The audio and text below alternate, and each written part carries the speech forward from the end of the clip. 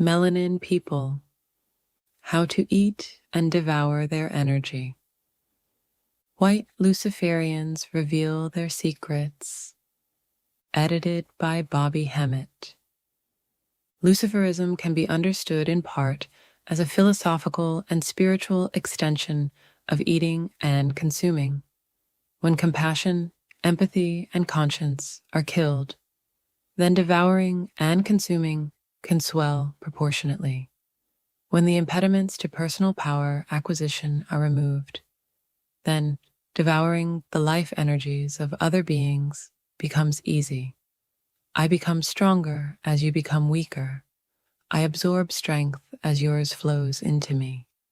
I become capable of this because I do not experience your pain. I don't care about your loss.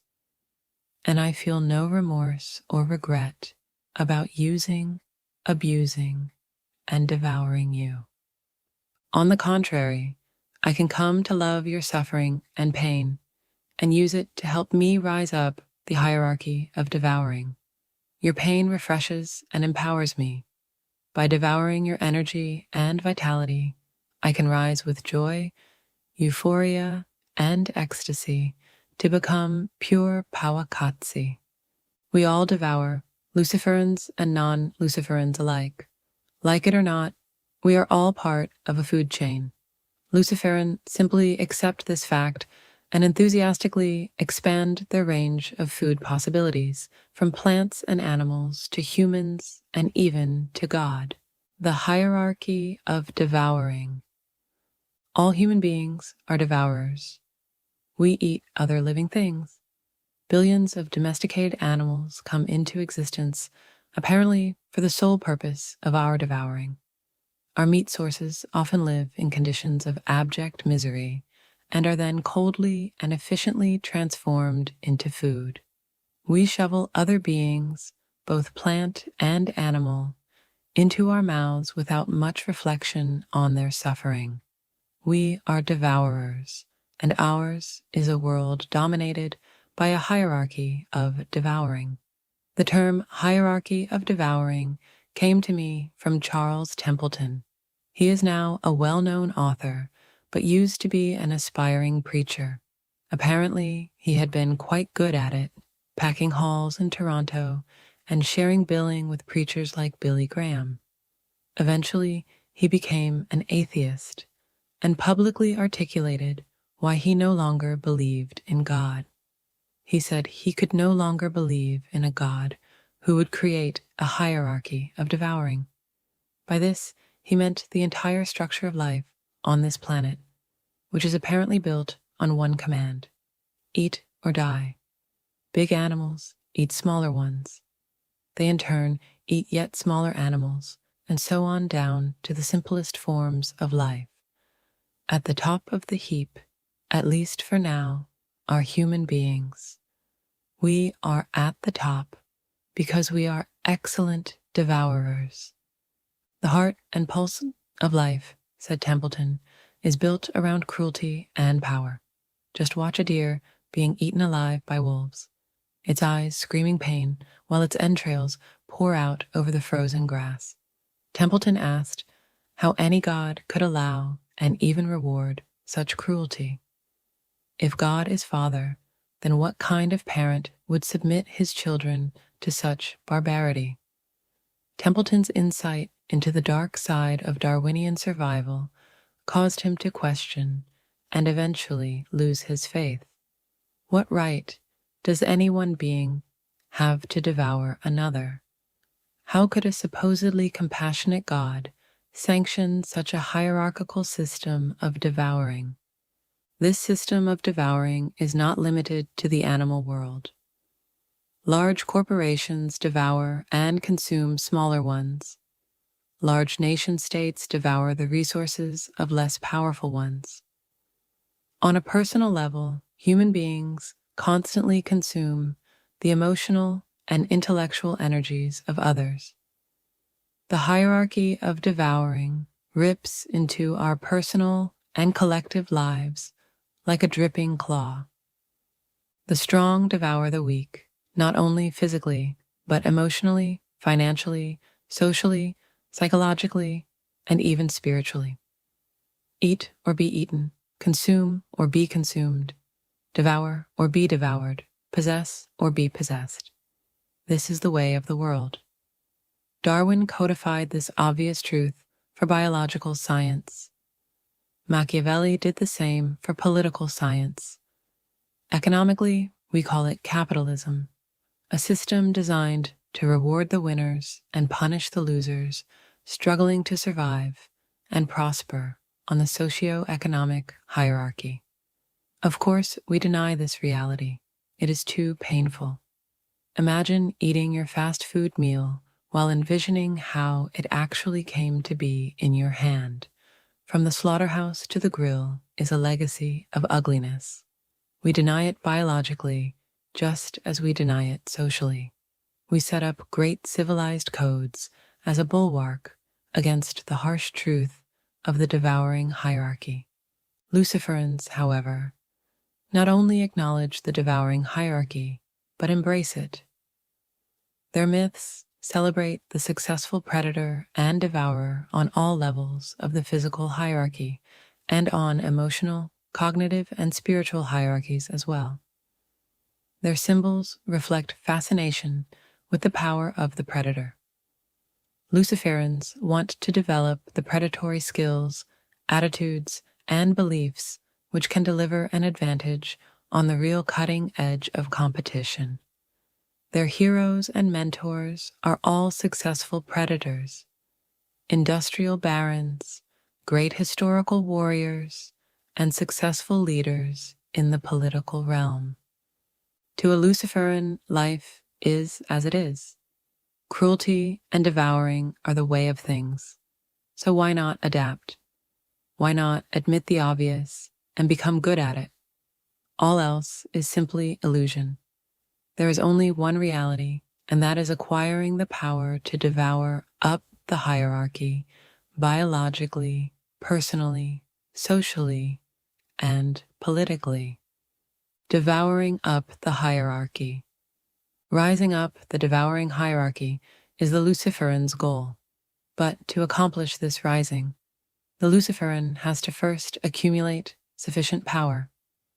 Power comes in many forms, but has only one end: elevation to the apex of the devouring hierarchy. In order to obtain enough power, Luciferans must take from other beings by absorbing their energy, vitality, and life force. Eating plant life or animal flesh is only one way to absorb energy. Luciferans must know how to draw energy from other sources as well. Luciferans need to expand their diet because the simple physical devouring of plants or animals cannot provide sufficient energy and power to scale the hierarchy. To devour their way to the top, Luciferans have to also learn how to ingest the emotional, cognitive, and spiritual energies of human prey. Like any successful predator, Luciferans have to find a way to expand their food resources. Just as omnivorous predators are more successful than their strictly carnivorous competitors, so too Luciferans are likely to be more successful than their non-Luciferan human competitors, because their food sources will include, in addition to plant and animal life, the full range of human energies offered up from the body to the soul.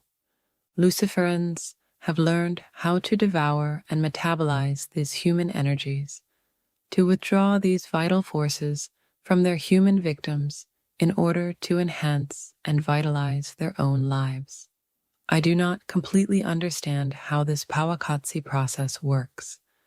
I do know that the process exists, and that Luciferans depend upon it to fully actualize and empower their own drive for godhood at the apex of the hierarchy.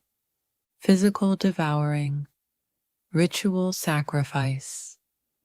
When elevated to formal religious status, devouring becomes sacrifice, the ritual eating of the victim's physical body. The logic of sacrifice is grounded in devouring.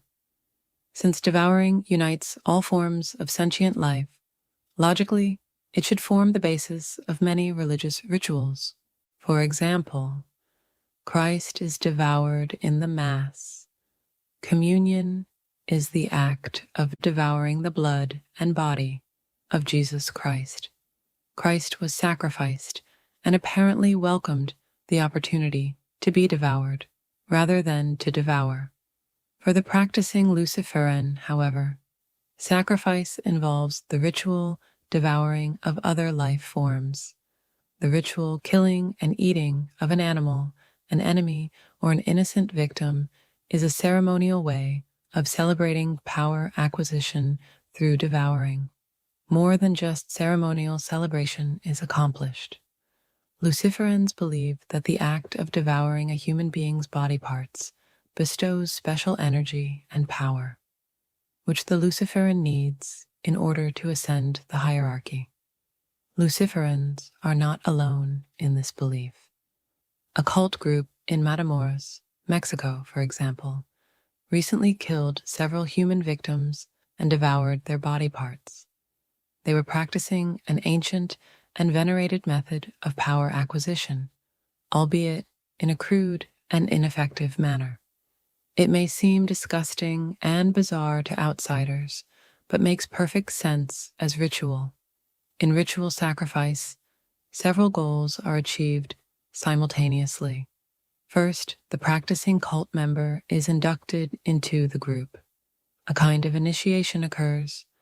The new recruit is bonded, and the entire organization is strengthened.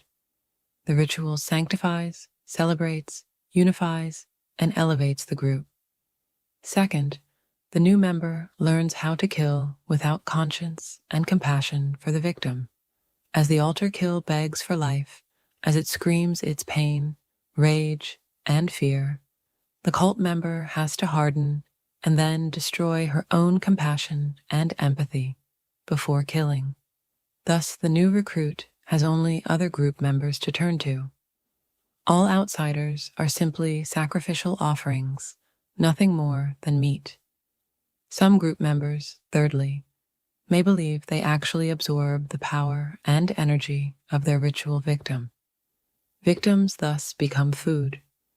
Their physical, emotional, social, and spiritual power is absorbed and utilized to empower the group. Finally, the group makes an offering to its god in exchange for some kind of perceived spiritual power gain. The cult member wants to devour before being devoured.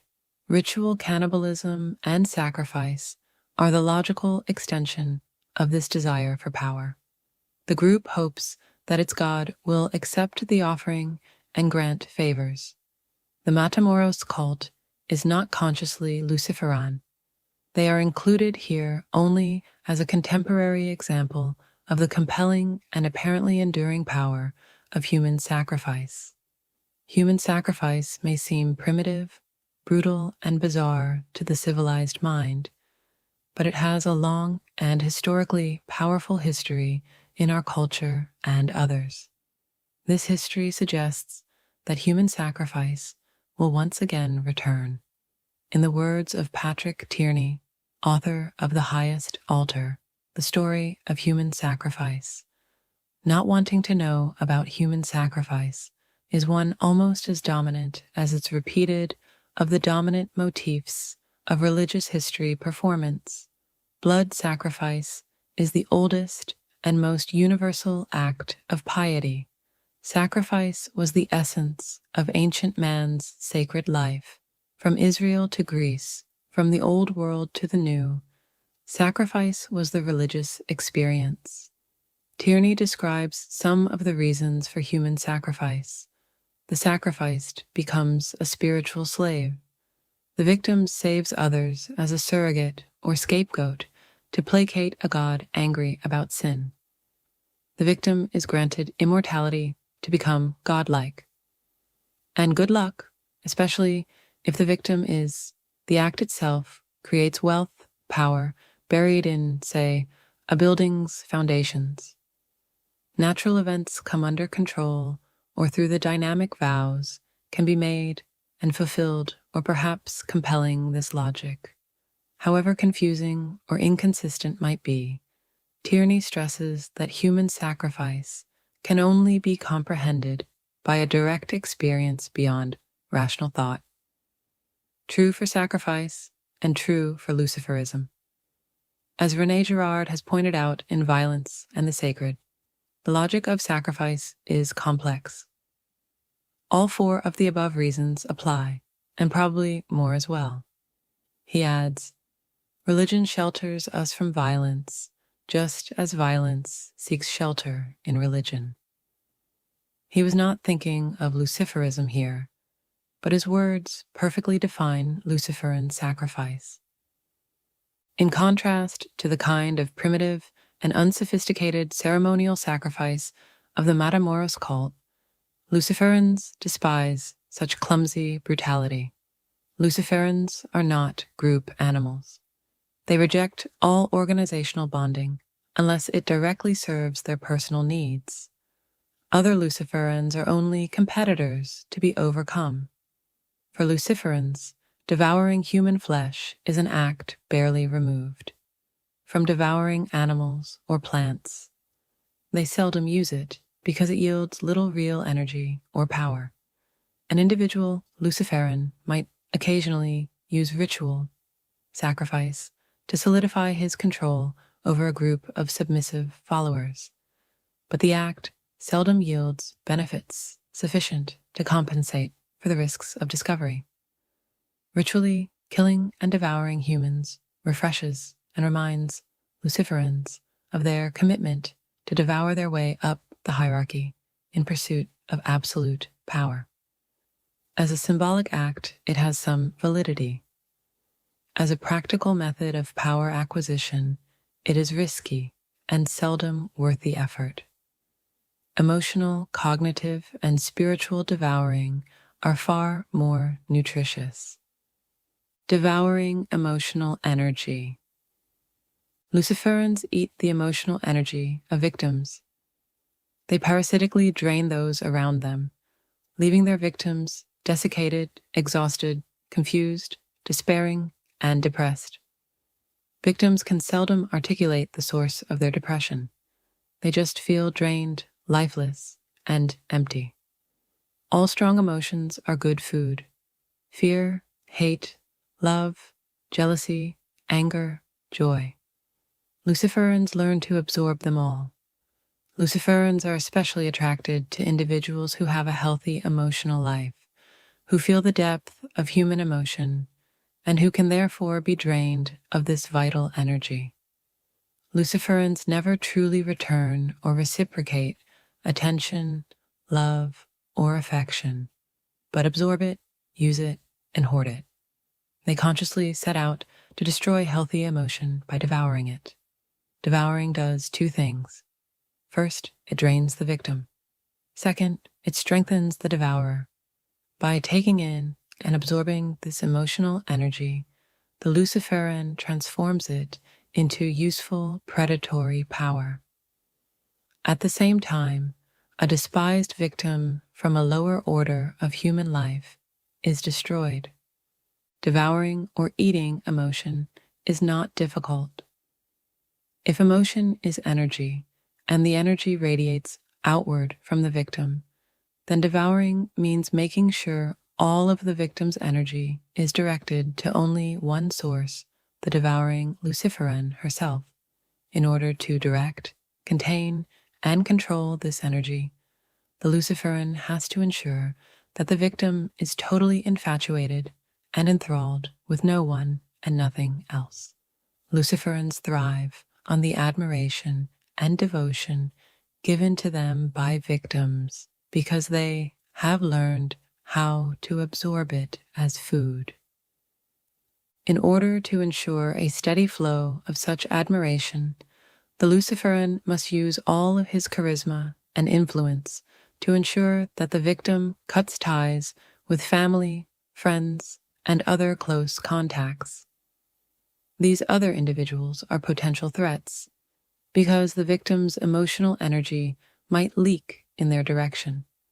The victim must also be disconnected from activities, hobbies, habits, and interests that provide happiness, stability, and refreshment, because these outside activities might provide him with enough strength and energy to challenge or even break free of the predator. The victim must be isolated and cut off from all other potential sources to which emotions might be connected. This ensures that all energy will be directed to the Luciferan, and also that the victim will eventually collapse. Collapse is desirable. Luciferans seldom drain just one victim endlessly, allowing her to recover just enough to continue a cycle of devouring. They do not allow the victim time to recover for two reasons. First, the victim might gain enough strength to pull away, and this would mean defeat. Defeat is not just a loss of food, but an actual drainage of Luciferan vitality. Energy is depleted through the loss. I am not clear about the actual details of this process, but it partly rests upon the notion that the Luciferan connects so closely with his prey that if his victim were to rip away prematurely, then part of the Luciferan would go at the same time. In addition, the Luciferan would experience an immediate loss of pride and self-esteem. Pride, power, and success are everything to the Luciferan. So losing a victim means experiencing the unbearable emotions of shame, powerlessness, and failure. Second, there is a kind of rush when the victim finally collapses and breaks. This rush provides a fresh impulse of energy. If emotional devouring can be compared to making love, then the victim's final collapse is the orgasm following foreplay. Luciferans believe that, upon reaching the victim's final emotional breaking point, something essential and deeply satisfying passes from victim to predator. Having thus drained and used the victim, the Luciferan moves on to other victims, restored and refreshed by victory, because power has shifted from the victim to the victimizer. The Luciferan never feels remorse or guilt for her actions. In her mind, she has the right to take from those too weak or inferior to take from her. She feels stronger, more vital, and more alive. No amount of counseling, explaining, or threatening will change this basic Luciferan belief. By devouring and using the emotional energy of her victims, the Luciferan feels intensely alive, purposeful, and energized. Like any other predator, she feels deep waves of organic pleasure in the act of stalking and eating. The actual mechanisms of energy transfer are not clear to me. Part of the process involves simple inspiration. The Luciferan draws energy and joy from this drainage, much as we might find delight in a sunset or a beautiful work of art. But part also involves an actual energy drain, much as a battery is drained of electricity.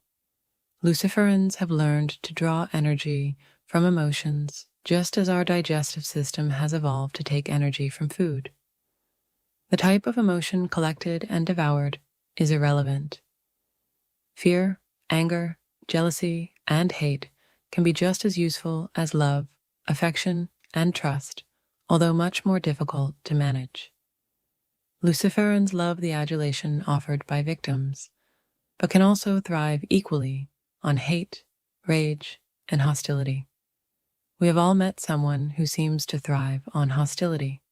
The angrier we get, the more satisfied the person becomes.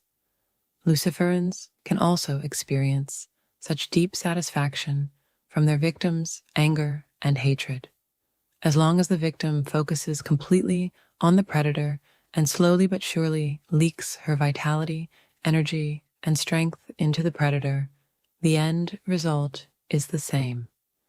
Not all emotional devourers are consciously Luciferan.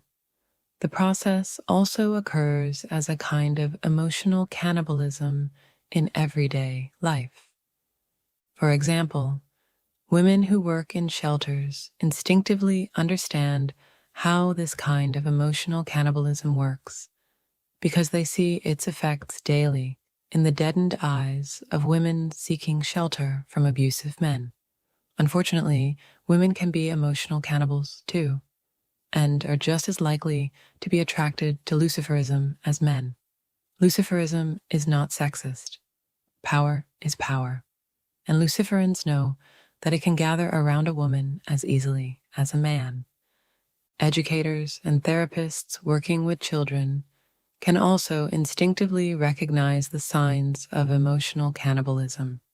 Some children seem emotionally dead at an early age, unable to relate to peers effectively, unable to share, to take criticism, to play fairly.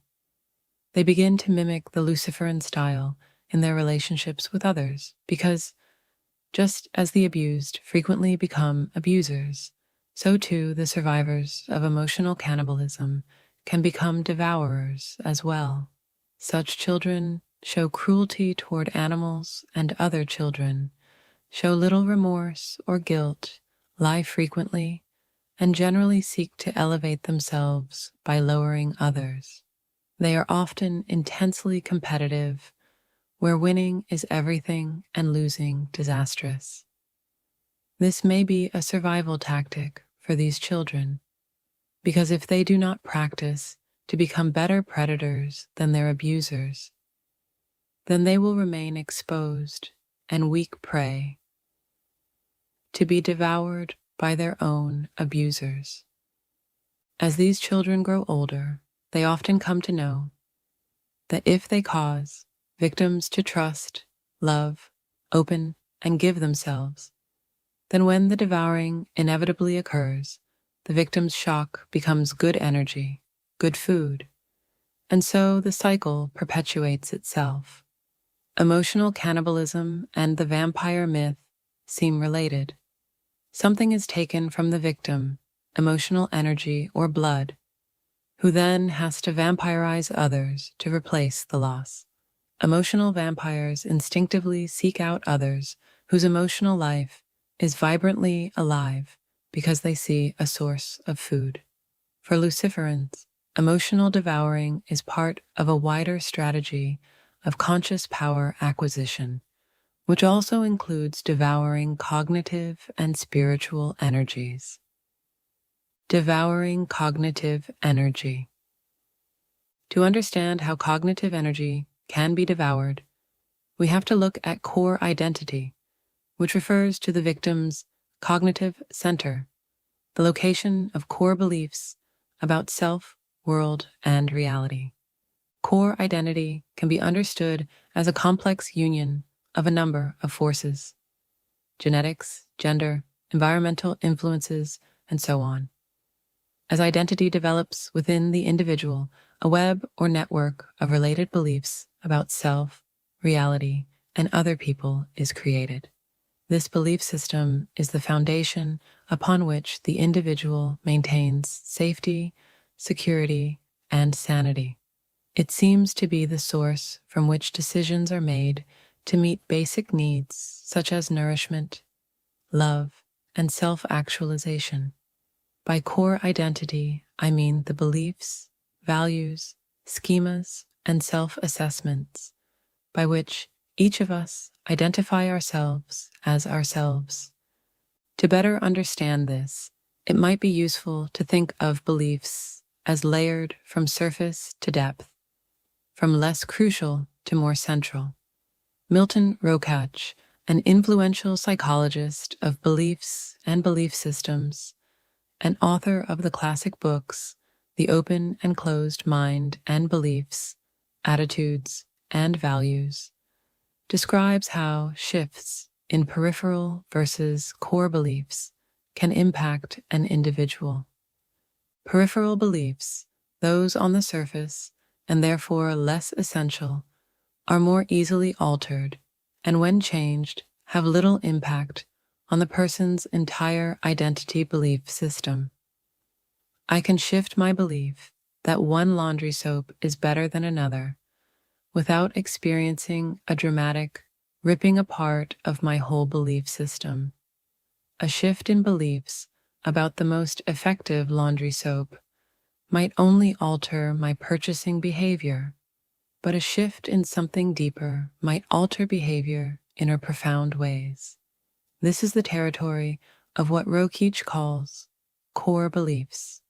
I have been raised to believe in God in such a way that this belief nurtures my entire reality orientation, therefore providing order and security to my world. Then loss of this core belief deeply shakes my entire being. Using a systems theory approach, Rokeach defines the central core region, holding the most basic or primitive beliefs about self, reality, and other people. The intermediate region contains beliefs about authority, about individuals and sources which can be trusted, and the peripheral region holds derived beliefs which accumulate and change over time.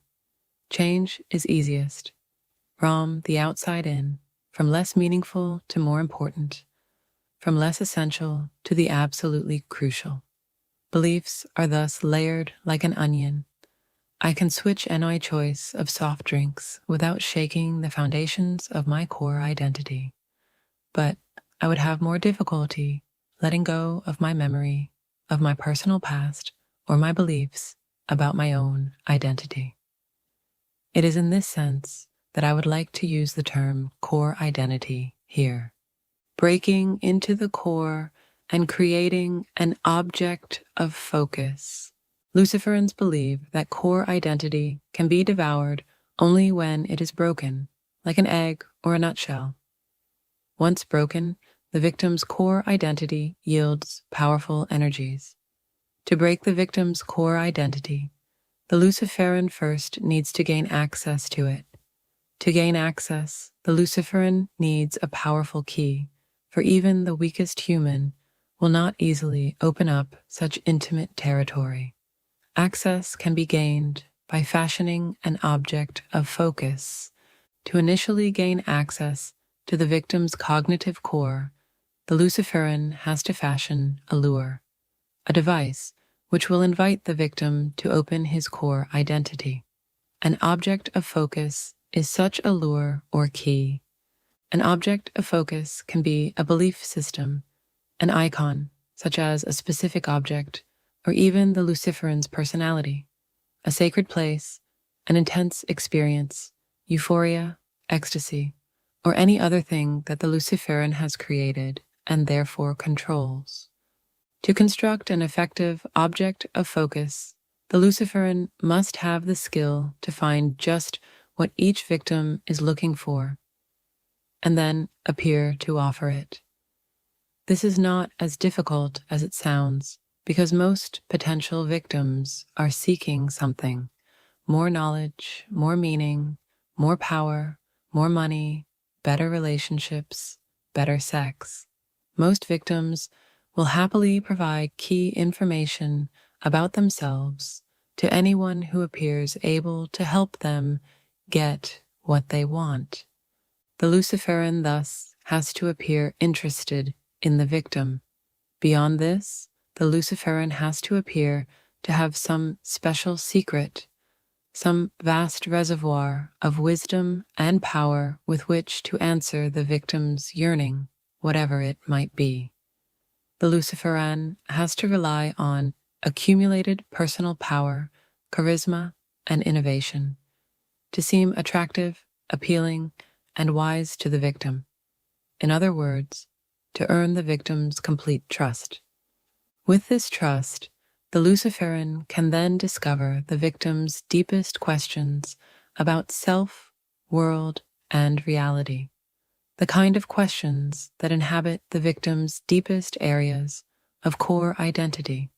With this information, the Luciferan can then fashion an object of focus. The object of focus must appeal to the victim's mind, to his cognitions about self, world, and reality. It must resonate with the deepest yearnings of his core self.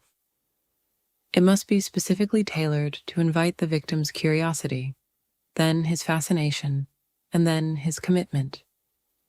It must become the victim's central focus and preoccupation. It must inspire the victim's deepest loyalty and trust. The object of focus must therefore be so compelling that the victim invites it into the territory of his core primitive beliefs. This invitation effectively opens up the victim's core territory.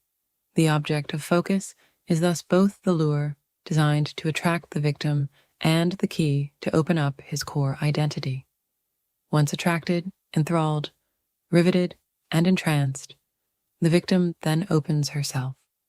Once open, she becomes available for cognitive devouring. That is, the Luciferan can feed from her core and obtain powerful energy as a result. Controlling the victim's core cognitive focus is like a type of hypnotism. The victim's full trust and attention empties into a symbolic object of focus controlled by the Luciferan. No matter what form the object of focus takes, at its center, it must celebrate the Luciferan's personality. All facets of the object must point toward the Luciferan as the victim's ultimate destination. That is, the object of focus must deify the Luciferan. The victim must never know this or suspect any predatory motives, however, especially at first. Later on, it will not matter, as with emotional energy. Once the victim's cognitive focus is under control, then all else follows. This is true because the victim's core sense of identity, the full attention of her deep self, is offered to the predator like a throat pulsing with sweet blood. The Luciferan actually eats his way into the victim's core identity like a wolf into a deer's brain. Assaulting the core. Once the victim has opened his core identity, then the Luciferan can tear it apart in preparation for devouring by using a process known as brainwashing, thought reform, or coercive persuasion, a process that will be called psychological assault here. Psychological assault can be understood by asking a simple question.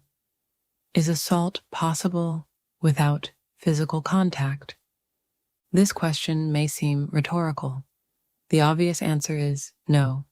A person cannot be assaulted unless struck or harmed by fists or weapons wielded by an attacker. But consider another type of assault. Is it possible to mount a psychological assault, to beat another person's core identity into submission using psychological techniques? The answer here may be a little harder to understand, a little less forthcoming, yet we already know more than we might think. For example, we all know someone who carries on through life as if beaten, head hanging down, eyes locked to the floor. Submissive and afraid, this person lacks self-confidence, has a destructive self-image, and views life as a series of impending crises about to occur. It is as if something within him has been violated and twisted, as if his core identity has been literally beaten to a pulp, physically healthy but psychologically beaten. How many people suffering like this have we met? I would suggest that some of these people are not in this condition because of personality flaws, but because they have been psychologically assaulted. A little closer to home, we all remember personal encounters with someone who seemed to abuse us psychologically. Perhaps it was a person at work with authority over us, or maybe our parents, spouse, or lover. Whoever it was, Somehow he or she managed to violate something deep inside us without being touched physically. Somehow we walked away feeling soiled and abused, our self-worth and self-confidence shattered. It is as if this person somehow reached inside to attack and then drain us. I would like to suggest a way to describe this kind of invasion by defining it as psychological assault. We all have fairly solid ideas about the nature of physical or sexual assault. But what exactly is psychological assault? How can a person be abused psychologically? To answer this, I would like to offer a definition and then explain each of its components. Psychological assault is the process by which an individual or group utilizes known techniques to systematically assault, break down, and replace a targeted individual's core identity for purposes of dominance and control. Psychological assault has been reported and investigated under a variety of names: thought reform, coercive persuasion, coordinated programs of coercive influence and behavior control, and so on. My definition has been drawn from this tradition, especially from the work of Margaret Singer. As with any new and emerging discipline, definitions abound. I have coined a new term not out of disrespect for past work, but because there are subtle but important differences of focus and usage. As this field matures, hopefully a consistent nomenclature will evolve. Some key points emerge. Psychological assault is a process. It happens over time. It is ongoing. This implies some kind of relationship between the abuser and the abused. Thus, we find that psychological assault occurs between parents and children, in marriages, between employer and employee, and so on. The abuser may be an individual or a group. More than one person can work in concert with others in a group to commit psychological assault. These groups may range from loosely knit gangs to sophisticated organizations. Within advanced organizations, psychological assault can be so endemic that the organization itself, as opposed to individuals within it, can be described as abusive. A known set of techniques can be used to commit psychological assault. These techniques have evolved in the last 20 years and can now be described as a sophisticated technology. These techniques will not be discussed here. Please refer to Singer, Shine, Lifton, and others for details. To be effective, the technology must be systematic. It must be used over time and in a specific sequence. The technology has only one purpose: to assault absolute hopelessness of sin leading to eternal hell, about the near presence of Satan. His followers may then undergo a process of identity death, a sense of deep revulsion about themselves and about human nature generally. But the preacher's intention is to take his flock beyond self-loathing. He uses this state to create an opening into which his own belief system can enter. Just follow me, he says, and you will be saved. Just change your ways, and you will be transformed. You will go beyond identity death to rebirth. He might just as well add, I will then be your parent, and you will obey me. In other words, psychological assault can be used to undermine identity so it can be replaced. Political demagogues, religious cultists, and leaders of mass movements are familiar with this process. The process could be compared to biological imprinting. Just as a little duckling will accept the first moving object it sees as mother, so too a victim of psychological assault will imprint a new identity implanted by the abuser.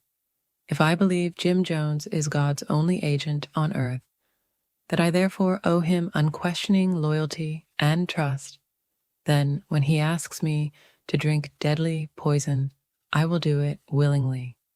If I believe he is a lunatic, then I will escape from him or disobey his request if I can. This argument holds for all other core beliefs about religious, political, economic, and other important motivating forces organizing our lives.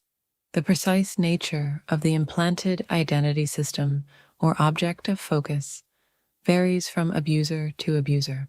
Some implant their own pathological problems. Hence, the abused child, later on in life, becomes an abuser, just like the abusive parent. Some abusers implant religious notions of identity. The abused person is defined by his or her adherence to an ideologically correct set of attributes. Other abusers implant therapeutic notions of correct identity. Therapy itself can become a process of psychological assault in which the therapist implants a favored identity system into the client/victim. Recent books, such as Making Monsters by Ofsha and The Myth of Repressed Memory by Loftus, explore the manipulation used by therapists. The same can be said for political and educational movements that care less for their followers or pupils' development than for their own ideological definitions of reality. The foundation of psychological assault rests on the nature of power and control, dominance and submission. The idea is simple: to control a man, control what he believes to be true. To control what he believes to be true, control his core identity. This form of control is deeper and more effective than violence, rewards, punishments, and other forms of power and control. Luciferans know this fact intimately and use it constantly. Psychological assault source. Thus, the seeker surrenders soul to the Luciferan, not to the spiritual tradition. Devouring then follows. The foundation of psychological assault rests on the nature of power and control, dominance and submission. The idea is simple: to control a man, control what he believes to be true. To control what he believes to be true, control his core identity. This form of control is deeper and more effective than violence, rewards, punishments, and other forms of power and control. Luciferans know this fact intimately and use it constantly. Psychological assault source. Thus, the seeker surrenders soul to the Luciferan, not to the spiritual tradition. Devouring then follows. These spiritual traditions are varied, but can be organized in the following categories. Self-annihilating traditions. Luciferan predators are attracted to spiritual traditions, emphasizing complete surrender of personality, past, identity, and carnality, while promising initiation through transformation and rebirth. In such traditions, the victim is eager and willing to lower all defenses and hand over self-control. The goal is self-annihilation, meaning the destruction of the ego and other lower-order aspects of self, as emphasized in various New Age, Eastern, and charismatic Christian traditions. In the hands of a loving and compassionate spiritual guide, such trust can be beautiful, but in the hands of a Luciferan, it is deadly. Once broken down and converted, the victim can then be used. Unaware of the deception, the victim truly believes that his new spiritual leader is the source and center of all truth and beauty, and becomes willing to do anything to promote and proselytize the cause. The Luciferan encourages this devotion to the point that it becomes the close-minded fanaticism described by Eric Hoffer in his book, The True Believer. Caught in this way, the victim will expend tremendous energy for the Luciferan, who then becomes enriched materially, emotionally, cognitively, and spiritually in the process. Luciferans thrive on unquestioning obedience and adoration, and feel great pleasure in their ability to command strict, unquestioning obedience from their followers. They devour the adoration released by their followers' spiritual search, and will do anything to keep it, including intimidation, murder, or even mass suicide. Ecstatic traditions. Spiritual traditions emphasizing trance, ecstasy, euphoria, and rapture as a way of knowing also attract Luciferans. To enter these states, the searcher has to release her conscious rational mind, let go of defenses, and fall into the sheer power of the experience. These states have been the fountain of profound wisdom for art, literature, and religion, and are sought in virtually all mystical religious traditions. Luciferans value them, however, because they can be manipulated and used to create addiction. The experience of rapture itself is so inexplicably overwhelming that many seekers come to desire it for its own sake.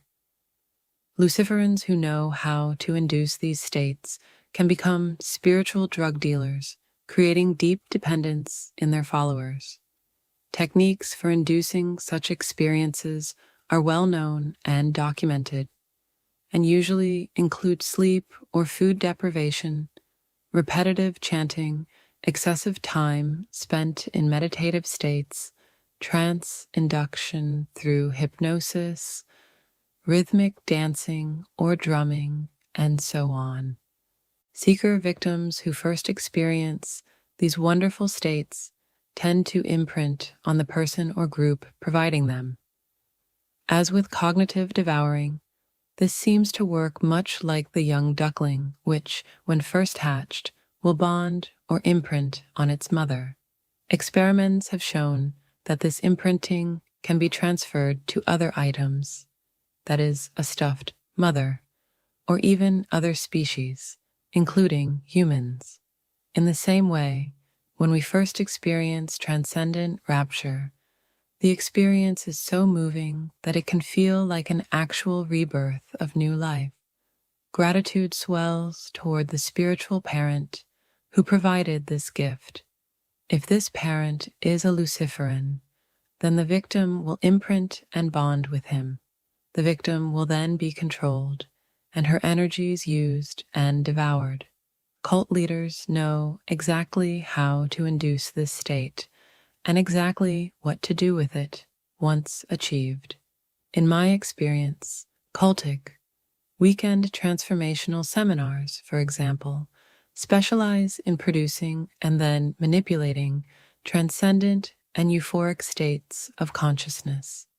See Margaret Singer's work for more information about weekend transformational seminars. Traditions of trance, channeling, and spirit possession. Spiritual traditions steeped in one form of spirit invocation or another, where the acolyte consciously seeks to put aside her own personality to let a discarnate entity speak through her, attract powerful interest from Luciferans as well. The seeker/victim willingly opens herself to be temporarily possessed, to become a channel for some other force. This opening attracts the Luciferans' lust for possession. Luciferans are drawn to such invitations because the victim willingly opens and offers herself for devouring and ownership. As with self-annihilating and ecstatic spirituality, the Luciferan can take and use the honest intentions of the seeker and bend them to his will and needs. These needs can range from enhanced material wealth to the sheer delight of Pawakatsi. Cult leaders understand spiritual devouring, as do Luciferan leaders of mainline religions, luring capturing and devouring the spiritual hopes and dreams of millions is good food, great money, wonderful power. Political demagogues of all stripes try to feed on this spiritual flesh as well. The energy expended and exerted by seeker victims is more dynamic for Luciferans than that radiated by the search for emotional fulfillment or cognitive meaning. It is a force that has animated and driven human history in all cultures. Just think of the influence of Christian energy or Muslim power. As a force, an energy, it is a powerful vein, rich in nutrients and sustenance. This is why Luciferans are always attracted to powerful Libas movements, especially those that emphasize self-annihilation, ecstasy, stance channeling. They want to eat rich food, and soul energy is about as rich as it gets. Devouring in myth. For Luciferans, devouring supplies power sources deep within the devourer, thus empowering ecstatic movement up the Luciferan hierarchy. For non-Luciferans, however, devouring tends to be repressed or even deeply feared. As with most feared and repressed realities, it has fled to the frightening realm myth. Most mythological creatures and monsters are feared primarily because their power to devour us. Vampires drain our blood and therefore our vital energy. Once the vampire tastes our blood, we become one with him, a slave and follower, are deeply and primally terrified of being eaten. Hansel and Gretel are captured and prepared as food for the witch. The giant in Jack and the Beanstalk smells the blood of his potential victims. Reference to this primal fear of being devoured are everywhere in myth and horror stories. This may reflect the collective memory of our primitive PA, where we were hunted and killed by frightening animals. Or it may detect a kind of evolutionary prescience. If Darwinian laws hold true, some form of predator should eventually evolve to devour humans and control human. Gulations. This predator would be the next logical leap in evolution. As far beyond us as we are beyond cattle, Luciferans claim to be this next leap. Recent fascination with the vampire, Anne Rice's work, for example, is probably built on this notion. Vampires are physically faster and stronger, possessing senses far beyond their human prey. Once human, now evolved bond humanity, the vampire thrives on the living blood of victims, devouring them in the process. So does the werewolf. Once human, he becomes a predator, airing humans. Even the zombies in the Dawn of the Dead movies eat humans' FC food, particularly brains, for which these lurching creatures have a particular fondness. Other fictional or mythological creations articulate this same theme.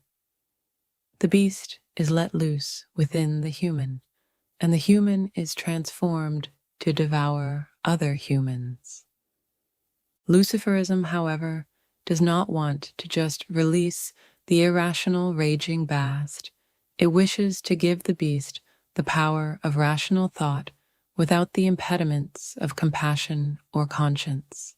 Luciferism seeks to go beyond simple truth to genetically recreate and evolve the human mind, to bypass connections between the brain's cortex and the so-called mammalian part of the brain, to unite it to its earlier reptilian core, and to connect both of these to the higher spiritual self. The result might be called a rational reptile, a thinking serpent, a spiritually evolved snake. Vampires and werewolves are myth, but Luciferans seek to actively invoke and consciously create a new human predator similar to the vampire. In the process, they also seek to create a new human order. This partly explains our prescient fear and revulsion of Nazism. Hitler intended to create a race of supermen highly evolved beyond lower human life forms and prepared to annihilate all lesser beings without guilt or remorse. Several well-known works, such as Goodrich Clark's The Occult Roots of Nazism or Sklar's, The Nazis and the Occult, explore the psycho-spiritual foundations of Nazi thought, which sought the creation of a Superman elite, the extermination of lesser beings, and the establishment of a new world order. In a similar way, Anton LaVey, the self-confessed Satanist, wrote in his book, The Satanic Witch, about his notions of racial purity and cleansing, and about the evolutionary superiority of his own brand of new human. Our collective fear of being devoured may reflect our ancient past or our fears of a newly evolving human predator. No matter, the point here is clear. Devouring horrifies us, and so will continue to animate our appetite for both ancient and newly created devouring myths. From myth to reality, releasing the predator within. According to Luciferan thought, to become Luciferan, we have to evolve into superior devourers. We have to become faster, smarter, and more ruthless. We have to invite and embrace predatory impulses. We have to release the spiritual reptile within. We must do so without regret, doubt, conscience, or compassion. Once released, these impulses lead us to see other humans as prey. Luciferans know that weak humans can be mined for various energies ranging from the physical to the spiritual. Humans can be used, drained, and discarded. As the Luciferan gains power and energy through devouring, he is gradually changed. He becomes desensitized to his victim's pain and easily dismisses and rationalizes it. He compartmentalizes himself, and then he annihilates the compartment. The psychiatrist and researcher Robert J. Lifton describes the first part of this process as psychic numbing and doubling. By suppressing or numbing himself, the individual manages to live up to external appearances of normality, while actually giving birth to a whole new personality, complete with a supportive belief system. In the same way, the Luciferan gradually destroys his own capacities for compassion toward his victims and becomes, by degrees, remorseless. He invents a coldly devouring double. He then becomes the double, shedding his humanness like dead skin. For Luciferans, this process of change is deliberate and conscious, utterly different from the kind of criminality associated with the psychopath. The Luciferan's transformation is rationally engineered as part of his commitment to a belief system, while the criminal psychopath is often reacting to environmental conditioning, such as early childhood abuse. The Luciferan wishes to release the predator within and despises the thick, sweet coating of civilization which suffocates this primal force. He wishes to evolve and transform beyond conscience and compassion. I am not certain how Luciferans see this transformation unfolding. It is possibly meant to occur over generations through conscious selective breeding by a Luciferan elite, and resulting gradually from the conscious intent of contemporary Luciferans. Or it may be a product of natural evolution and Darwinian selection, creating species as far beyond us as we are from apes, its ultimate destination hidden, and locked in the depth of genetic necessity and designed to serve the needs of selfish genes. The transformation might result in physical changes, that is, the evolution of a physically superior predator possessing advanced powers of body and mind, which may gradually result from a cumulative series of smaller changes, beginning with the decision to kill conscience and compassion. These gradual personal and generational changes would then make devouring easier, more pleasurable, and ultimately as natural as a cat toying with a half-dead mouse or an eagle lifting into the air with its prey twisting in its talons. But the ultimate transformation sought by Luciferians is not in doubt. It is not physical, but spiritual, the evolution to godhood by devouring and absorbing the energies of other beings. Being devoured. Luciferians use personal power to gain more power. They literally drain the vital energy of those near them, absorbing or annihilating the victim's identity, vital energy, in the process. Scott Peck, in his book People of the Lie, described the kind of diffuse pain, confusion, revulsion, and unease experienced by individuals drained in this way. It is as if Luciferians tap directly into the deepest resources of the soul in order to siphon the energy found there. Leonard Shengold comes close to describing the process in his book Soul Murder, which he defines as the deliberate attempt to eradicate or compromise the separate identity of another person. One person literally absorbs the life of another. Soul murder is described as an abuse of power in which the stronger person breaks down and destroys the inner resources of the weaker. The actual experience of being devoured emotionally, cognitively, or excessive drowsy drugged sleep. You want to be in bed or on the couch all day. You do not dream much when you sleep, and when you wake up, you never feel refreshed. You begin to fear and mistrust your own instincts, your own friends and family, your safety in your own environment. You are plagued by a kind of pervasive fear or even paranoia. You sense you are under attack, but you cannot find the attacker. You think it might be your parents, a trauma from the past, your neighbor, a hidden conspiracy, the government, the media. You just cannot seem to tell who or what is after you. You just feel threatened. Your friends will often know, on some instinctive level, that your real enemy is the devourer right next to you. But you do not believe them. You begin to doubt everything about yourself, your beliefs, your pleasures, your past, your taste in clothing or food. Your victimizer seems to know more about what you need than you do. You're afraid to make decisions because know they will be wrong or stupid. Your devourer constantly reminds you how hopeless you are. Self-doubt flowers into full-blown self-hatred. You feel yourself to be hopeless, worthless, stupid, ignorant. You are a complete failure and deserve only the worst. You hate what you have become, but feel powerless to change. You are so tired that you cannot reach out for help, except to your devourer, who you now believe is your last hope.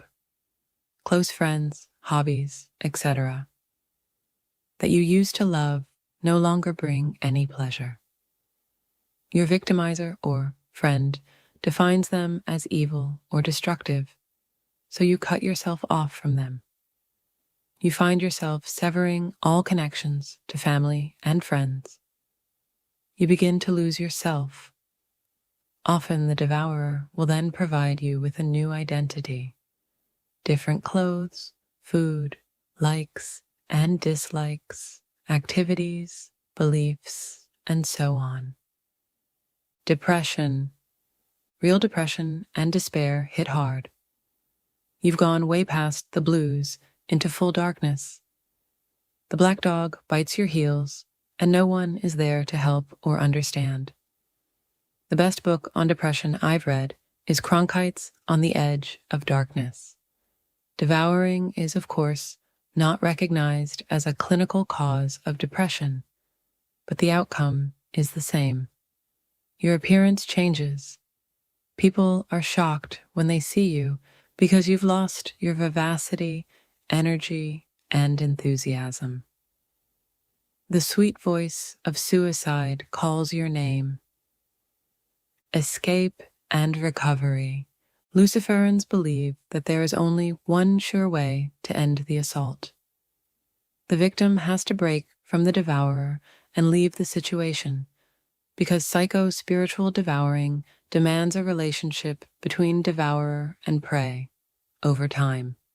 This is not the quick pounce and death of nature.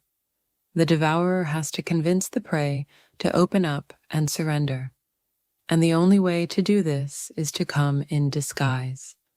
The process ends when the victim gains enough strength to leave, is removed by luck, or is aided by a force greater than the predators.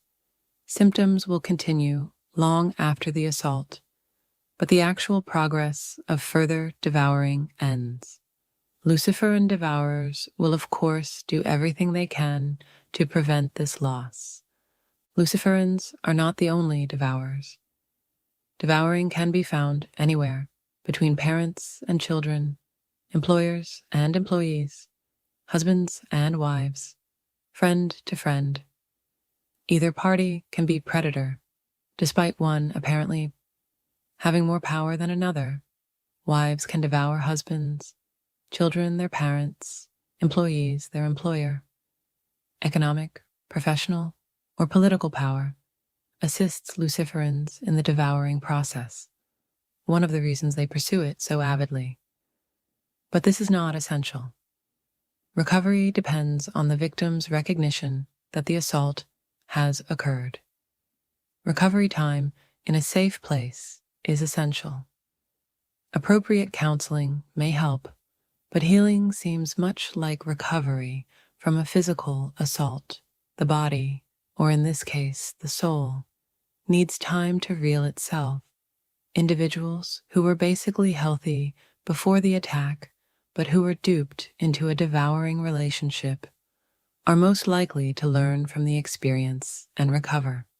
Individuals who were psychologically assaulted and devoured from an early age have a much harder time, because being devoured is familiar, safe, and even at times exciting, especially if it has become associated with sexuality during puberty, masochism, bondage, and other related forms of sexuality can result, and such individuals will actively, if unconsciously, find a predator to feed. Even if a destructive relationship is severed, they usually find another. They may even find much joy in the ultimate annihilation of identity, as in the story of O, 9.5 Weeks, and similar novels where the victim finds a kind of heroic transcendence in complete surrender to the victimizer.